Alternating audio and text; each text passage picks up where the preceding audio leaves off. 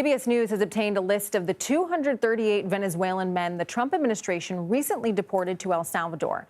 Now, the administration has said it carefully vetted each of the individuals to verify they are connected to a notorious Venezuelan gang, although relatives of some of the deportees have disputed that. Now, President Trump invoked a centuries-old wartime law called the Alien Enemies Act to deport 137 of the men. The administration says the other 101 were deported under regular immigration procedures. 23 Salvadorian men were also deported for alleged ties to a different gang, MS-13. A federal judge had asked the Justice Department to provide more details on the deportation flights by noon Thursday. The DOJ did submit a court filing after the deadline, but the judge says much of the information in that filing was already known and called it, quote, woefully insufficient. CBS News immigration and politics reporter Camilo Montoya-Galvez joins us now.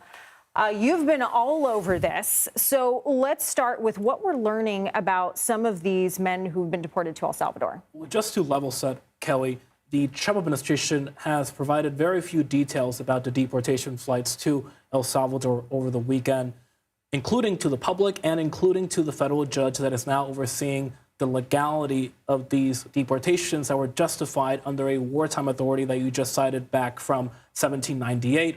Yeah, you've actually provided more information than they have. Well, what we have provided now to the public is the entire list of names of everyone from Venezuela who was deported to El Salvador and who is now imprisoned in a maximum security prison there that was set up by that government in that Central American country as part of a larger crackdown on gangs and crime.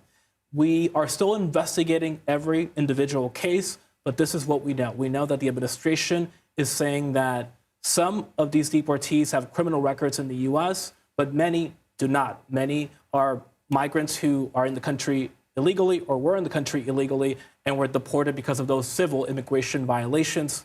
But everyone who is from Venezuela is being accused by the administration of being part of Tren de Aragua, that notorious transnational gang. But we are hearing a lot of conflicting information on that front as well from lawyers and relatives of those who were deported, who say that their loved ones are innocent, that they are not part of gangs, and that the only reason that they were identified as gang members is because they're Venezuelan, they're young, they're men, and many of them have tattoos. Now, of course, the administration disputes that. Just to follow up on something that you just said, you know, you're in the process of investigating. Some of the folks, have you found that were deported do have criminal records? Yes, that is correct. Okay. Yeah, and we have verified that. Okay. Yes. All right. No, it's important context. I mean, the administration says it was confident that everyone deported to El Salvador is affiliated with the gang. That's right. How would they have? What methods would they have used to verify that? According to one court declaration, ICE uses a variety of techniques to identify suspected members of gangs, including Tren de Aragua. That could be social media, tattoos, yes, but it could also be crimes that are related to gang activity or interviews with former or current gang members and also victims of the alleged gang members. So the law enforcement techniques are comprehensive and wide, according to ICE.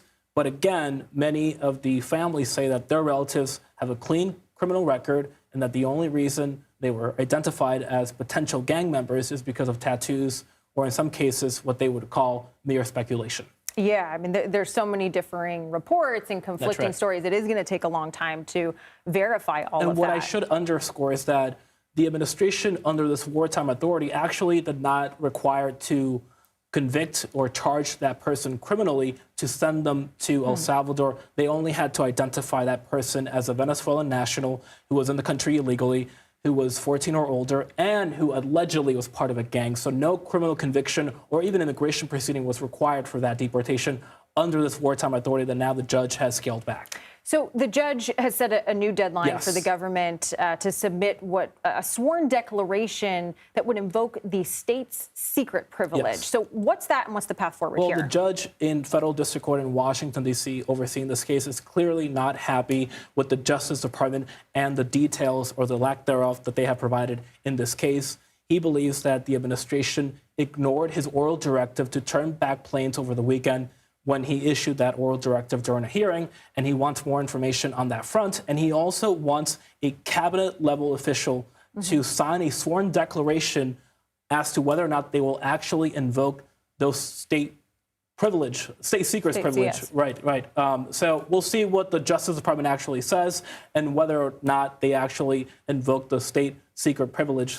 But we'll find out soon enough, I guess. And I know you will be on it as this case develops. Camilo Montoya-Galvez, thank you so much for your time.